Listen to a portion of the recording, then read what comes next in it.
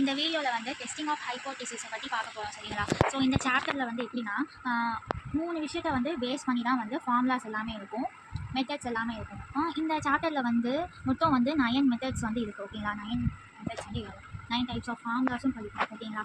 இது வந்து எதை பேஸ் பண்ணி வரும்னா வந்து சாம்பிள் பாப்புலேஷன் இது ரெண்டையும் தான் பேஸ் பண்ணி வந்து நம்மளுக்கு வந்து வரும் சரிங்களா. இப்போ பாருங்களேன், இப்போ சாம்பிள் பாப்புலேஷன் ரெண்டையும் பேஸ் பண்ணி வருது ஓகேங்களா. இது ரெண்டும் பேஸ் இது ரெண்டும் வந்து 3 விஷயத்தை பேஸ் பண்ணி இருக்கும். என்னென்னா மீன், வேரியன்ஸ், ஸ்டாண்டர்ட் டீவியேஷன் ஓகேங்களா. இந்த 3 விஷயத்தையும் வந்து பேஸ் பண்ணி இந்த ரெண்டும் வந்து இருக்கும் ஓகேங்களா. இப்போ வந்து sample mean, sample variance, sample standard deviation அப்படின்னு சொல்லுவோம். Next population mean, population variance, population standard deviation அப்படின்னு சொல்லிட்டு சொல்லுவோம் ஓகேங்களா. இப்போ வந்து சாம்பிள் மீன் அப்படின்னு பார்க்கும்போது நம்ம எப்படி டினோட் பண்ணோம்னா வந்து எக்ஸ் பார், இது வந்து சாம்பிள் மீனோட.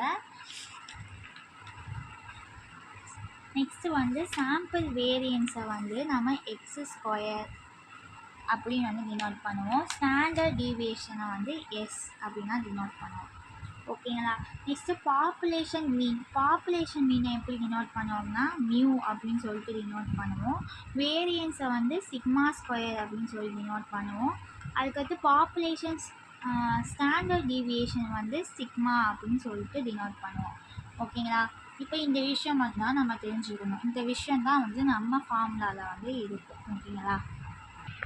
நெக்ஸ்ட்டு நம்ம சம்மில் வந்து 2 டைப்ஸ் ஆஃப் எரர்ஸ் வந்து இருக்கும், டைப் 1 டைப் 2 அப்படின்னு சொல்லிட்டு ஓகேங்களா. இப்போ டைப் ஏதாவது ஒன்றையாக வச்சுட்டா ரெண்டாவது இது எழுதிடலாம் ஓகேங்களா. இப்போ டைப் 1 எரரில் வந்து H0 ஃபஸ்ட்டு ரிஜெக்ட் பண்ணிடுறோம் எப்போனா ட்ரூவாக இருக்கும் போது. அப்படியே இதுக்கு ஆப்போசிட்டாக வந்து டைப் 2 எழுதிங்க. ரிஜெக்ட்னா அக்செப்ட் H0, ட்ரூனா ஃபால்ஸ் அப்படின்னு எழுதிங்க. சாம்பிளோட சைஸை வச்சு நம்ம வந்து சம் வந்து டிவைட் ஆகும். இப்போ சாம்பிள் வந்து 30க்கு அதிகமாகவும் 30க்கு ஈக்குவலாகவும் இருந்தால் நம்ம இசட் டெஸ்ட் யூஸ் பண்ணுவோம். அதே இது சாம்பிள் வந்து 30க்கு வந்து கம்மியாகவும் இருந்துச்சுன்னா நம்ம டி டெஸ்ட் அப்படின்னு சொல்லிட்டு யூஸ் பண்ணுவோம் ஓகேங்களா. இப்போ ஃபஸ்ட்டு மெத்தட் வந்து சிங்கிள் மீன் டெஸ்ட்டு ஓகேங்களா. சிங்கிள் மீன் டெஸ்ட்டில் என்னென்னா எல்லா ஃபார்முலாலையும் ஞாபகம் வச்சுக்க வேண்டியது ஸ்டாண்டர்ட் எரரும் டெஸ்ட் ஸ்டாட்டிஸ்டிக்ஸ் ஓகேங்களா. இதுதான் மெயின் ஃபார்முலா ஞாபகம் வச்சுட்டா ஈஸியாக வந்து சம் வந்து ஈஸியாக சால்வ் பண்ணலாம் ஓகேங்களா. ஃபஸ்ட்டு வந்து ஸ்டாண்டர்ட் எரர் வந்து கண்டுபிடிக்க போகிறோம். இப்போ ஸ்டாண்டர்ட் எரர் கண்டுபிடிக்கணும்னா இப்போ சிக்மா அப்படின்னா என்னதுன்னா வந்து ஸ்டாண்டர்ட் டீவியேஷன் தான் வந்து சிக்மா. அதே இது எஸ்னாலும் ஸ்டாண்டர்ட் டீவியேஷன். இது பாப்புலேஷனுக்கு, இது சாம்பிளுக்கு, அவ்வளோதான். சிக்மா பை ரூட் என்னங்கிறது வந்து சாம்பிளை சொல்லுவாங்க, நம்பர் ஆஃப் சாம்பிள்ஸ் வந்து சொல்லுவாங்க ஓகேங்களா. நெக்ஸ்ட் வந்து இப்போ டெஸ்ட் ஸ்டாட்டிஸ்டிக்ஸ் ஃபார்முலா எப்படி போகும்னா வந்து இப்போ பார்க்க போகிறது எல்லாமே வந்து நம்ம லார்ஜ் சாம்பிள் தான். அப்போ இசட் டெஸ்ட்டு யூஸ் பண்ணுவோம் ஓகேங்களா. அப்போ இசட் ஈக்குவல் டு அப்படி தான் போடணும். நெக்ஸ்ட்டு எக்ஸ் பார் அப்படிங்கிறது மீன், சாம்பிளோட மீன். நெக்ஸ்ட்டு மியூங்கிறது வந்து என்ன, பாப்புலேஷனோட மீன். அப்போ 2 மீன்ஸையும் வந்து மைனஸ் பண்ணிட்டு டிவைடட் பை இந்த ஸ்டாண்டர்ட் இருக்குல்ல அது போட்டால் முடிஞ்சு. இங்கே மேலே பண்ணதை கீழே அந்த ஆன்சரோட டிவைட் பண்ணோம்னா முடிஞ்சிடும். இதுதான் வந்து நம்ம சிங்கிள் மீன் டெஸ்ட்டோட ஃபார்முலா. நெக்ஸ்ட்டு வந்து டெஸ்டிங் ஆஃப் ஹைப்போதீசிஸில் செகண்ட் மெத்தட் வந்து டிஃபரன்ஸ் ஆஃப் மீன். இதோட ஃபார்முலா வந்து என்னென்னா நம்மளுக்கு அப்படியே இதோட சிமிலராக தான் வரும். என்னென்னா ரூட் ஆட் பண்ணியிருப்பாங்க, ஸ்கொயர் ஆட் பண்ணியிருப்பாங்க, 2 டேர்ம். டிஃபரன்ஸ்னால் வந்து ரெண்டு பேர் இருந்தால் தானே அவங்களுக்கு நம்ம டிஃபரன்ஸ் கண்டுபிடிக்க முடியும். அதனால் சிக்மா 1 சிக்மா 2. இப்போ sigma 1 square divided by n1 root போட்டிருக்காங்க, plus sigma 2 square divided by n2. இதே மாதிரி எஸ்ஸுக்கும் எழுதியிருக்காங்க. அதாவது சாம்பிளுக்கு, பாப்புலேஷனுக்கு, இது சாம்பிளுக்கு ஓகேங்களா. நெக்ஸ்ட்டு வந்து இப்போ நம்ம இசட் ஃபார்முலா இருக்குல்ல, இசட் ஃபார்முலா எப்படி எழுதியிருக்காங்கன்னா வந்து x1 bar minus x2 bar divided by SE அப்படின்னு போட்டாங்க ஓகேங்களா. x1 மைனஸ் x2 அவ்வளோதான்.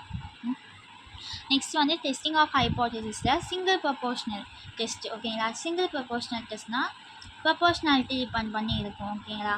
இந்த சம்மில் வந்து PQ divided by capital letters ஃபுல்லாக பாப்புலேஷனு, ஸ்மால் லெட்டர் ஃபுல்லாக சாம்பிள், அவ்வளோதான். அப்போ PQ divided by n root போட்டிருக்காங்க, அவ்வளோதான். இப்போ small P minus big large P அதுனா கேபிட்டல் பி டிவைடட் பை நம்ம இந்த ஸ்டாண்டர்ட் எரர் இதான் வந்து இந்த ஃபார்முலா ஓகேங்களா. சிங்கிள் ப்ரொபோர்ஷனலுக்கு உள்ள ஃபார்முலா. இப்போ நம்ம ப்ரொபோர்ஷனல் டிஃபரன்ஸ் ப்ரொபோர்ஷனல் ஓகேங்களா. டிஃபரன்ஸ் ப்ரொபோர்ஷனலாக அதே மாதிரி தான் டிஃபராலாம் ஆகாது. ரூட் போட்டு P1 Q1 divided by N1 plus P2 Q2 divided by N2 அவ்வளோதான். இதுக்கு இஜெட் டெஸ்ட் அதாவது testing of hypothesis formula test formula வந்து P1 minus P2 divided by SE ஓகேங்களா. நெக்ஸ்ட் வந்து இப்போ வந்து நம்ம சிங்கிள் மீன் டிஃபரன்ஸ் மீன் பார்த்தோமா, அதுக்கு இசட் டெஸ்ட்டுக்கு பார்த்தோம். இப்போ வந்து ஸ்டூடெண்ட் டெஸ்ட்டு டி டெஸ்ட்டுக்கு பார்க்க போகிறோம் ஓகேங்களா. இப்போ டி டெஸ்ட்டுக்கு பார்க்க போகிறோம். டி டெஸ்ட்டுக்கு ஒரு ஃபார்முலா இது ஓகேங்களா. இப்போ வந்து X bar equal to summation XI divided by N ஓகேங்களா. எக்ஸ் பார்ங்கிறது என்னது, எக்ஸ் பார்ங்கிறது மீன் ஓகேங்களா, சாம்பிளோட மீன் ஓகேங்களா. நெக்ஸ்ட் இங்கே தான் வந்து எக்ஸ் ஸ்கொயர். நான் வந்து 3 விஷயத்த வந்து பேஸ் பண்ணி தான் இருக்கும் அப்படின்னு சொன்னேன் சரிங்களா. அது எல்லாமே வந்து பேராமீட்டர்ஸ் அப்படின்னு சொல்லுவாங்க. இப்போ வந்து நம்ம இசட் டெஸ்ட்டை பொறுத்த வரைக்கும் என்னென்னா, இசட் டெஸ்ட் வந்து ஃபுல்லாமே வந்து மீனையும் ஸ்டாண்டர்ட் டிவியேஷனையும் பேஸ் பண்ணி தான் இருக்கும் மோஸ்ட்லி. ஆனால் நம்ம டி டெஸ்ட் மட்டும் இந்த வேரியன்ஸ் அப்படின்னு சொல்லிட்டு எக்ஸ்ட்ராவாக வந்து ஆட் ஆகி வரும் ஓகேங்களா. இப்போ இங்கே பாருங்கள், இங்கே எக்ஸ் ஸ்கொயருக்கும் ஃபார்முலா கொடுத்துருப்பாங்க நம்ம வேரியன்ஸுக்கும் ஓகேங்களா. அதுக்கு sigma x minus xi whole square divided by n minus 1. Next அதே மாதிரி தான் நம்ம அந்த ஃபார்முலா படித்தோம்ல, அதே ஃபார்முலா தான். என்ன இந்த 2 டேர்ம் மட்டும் மாறி இருக்கும் டி டெஸ்ட்டில் அவ்வளோதான். டி டெஸ்ட்டுனால இங்கே டி டினோட் பண்ணுறோம் அவ்வளோதான் ஓகேங்களா. நெக்ஸ்ட்டு வந்து இப்போ டெஸ்டிங் ஆஃப் ஹைபோதசிஸில் டிஃபரன்ட் மீன் டெஸ்ட்டு அதாவது ஸ்மால் சாம்பிளுக்கு ஓகேங்களா. இதுக்கு வந்து என்னென்னா வந்து இதே மாதிரி தான் நம்ம இங்கே எழுதணும்ல, டிஃபரன்ஸ்னால் 2 இருக்குன்னு சொன்னேன். இப்போ எக்ஸ்னு ஒன்று கண்டுபிடிப்போம், ஒய் பார்னு ஒன்று கண்டுபிடிக்கலாம் அவ்வளோதான். N1 N2 அப்படின்னு போட்டுருவாங்க அவ்வளோதான் கீழே டிவிஷன். இதுக்கு ஒரு வேரியன்ஸ் ஃபார்முலா கொடுத்துருக்காங்க. அப்போ X square equal to summation, நீங்கள் இதை படிச்சிருப்பீங்களா, இதுவே 2 டேர்மாக எழுதுறீங்க அவ்வளோதான். எக்ஸ் போட்டிருக்கீங்க, இங்கே ஒய் போட்டிருக்கீங்க, கீழே டினாமினேட்டர் மட்டும் N1 + N2 - 2 அப்படின்னு சொல்லிட்டு வரும். இப்போ இதுக்கு ஸ்டாண்டர்ட் எரர் ஃபார்முலா வந்து என்னென்னா, இதுக்கு கொஞ்சம் வித்தியாசமாக தான் இருக்கும். √(x² × 1/n1 + 1/n2. Next t = x1 - x2 divided by SE. அந்த ஒரு ஃபார்முலா அங்கே படிச்சிருந்தா அதே ஃபார்முலா தான் ஓகேங்களா. நெக்ஸ்ட் டெஸ்ட் வந்து எஃப் டெஸ்ட் ஒன்று பார்ப்போம். எஃப் டெஸ்ட் வந்து test for equality of variance அப்படின்னு சொல்லுவாங்க. ஒரு ஈக்குவாலிட்டியாக வேரியன்ஸ் வந்து டெஸ்ட் பண்ணுறதுக்காண்டி நம்ம எஃப் டெஸ்ட் தான் வந்து யூஸ் பண்ணுவோம் அப்படின்னு சொல்லுவாங்க.